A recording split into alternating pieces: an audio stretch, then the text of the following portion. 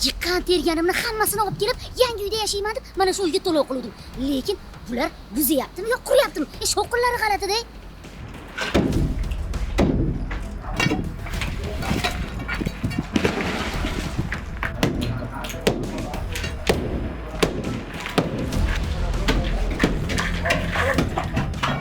Uy noto'g'ri qurib qo'yishibdi. Gazboloklar ishonchi bizishyapti. Nega noto'g'ri qurishadi? Bu yerda odamlar biz yashaymiz-ku, yaxshilab tekshirsa bo'lmasmikan? Aynan shunga o'xshash holat Toshkent viloyati Yangiyo'l tumanida qurilayotgan 9 qavatli binoda qayd etildi.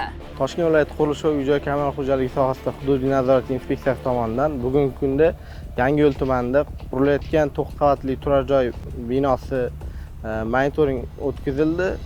Monitoring davomida sifatsiz qurilish montaj ishlari hamda sifatsiz qurilish mahsulotlari aniqlanib, choralar ko'rildi. Xususan, gazobloklar terishda qurilish texnologiyasi talablariga to'liq rioya etilmaganligi, devor terimlarining sifati va mustahkamligi bo'yicha kamchiliklarga yo'l qo'yilganligi qayd etildi. Mazkur holat qurilayotgan ko'p qavatli turar joy binosining mustahkamligi va xavfsizligiga bevosita ta'sir qilishi mumkinligi sababli sifatsiz bajarilgan gazobloklar terimlarini qabul qilishga yo'l qo'yilmadi. Aniqlangan kamchiliklar yuzasidan sifatsiz terilgan gazoblok devor qismlari joyning o'zida buzdirildi.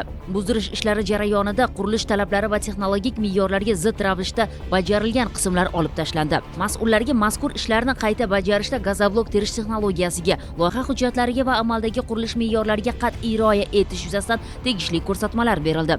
Shuningdek, monitoring davomida qurilish maydonida qurilish chiqindilari va boshqa materiallar to'planib qolgani, hududning sanitariya va qurilish madaniyati talablariga muvofiq saqlanmayotganligi ham aniqlandi. Mas'ullarga qurilish maydonini chiqindilardan tozalash, hududda tartibni ta'minlash va qurilish jarayonini belgilangan talablar asosida tashkil etish bo'yicha tegishli vazifalar yuklatildi. Inspeksiya mutaxassislari tomonidan pudratchi tashkilot va mas'ul xodimlarga qurilish ishlarida aniqlangan kamchiliklarni shunchaki bartaraf etish emas, balki ularning kelib chiqishiga sabab bo'lgan holatni ham oldini olish zarurligi tushuntirildi.